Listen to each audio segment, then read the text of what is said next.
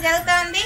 ఈ రోజు మనకు ఈ సేవ అందించిన వారు అమెరికా నుంచి మునగాల కృష్ణప్రసాద్ గారు మన అమ్మ ఫౌండేషన్ కి ప్రతి నెల పిల్లలకి న్యూట్రిషన్ ఇవ్వమని 15,000 రూపాయలు పంపించడం జరుగుతుంది.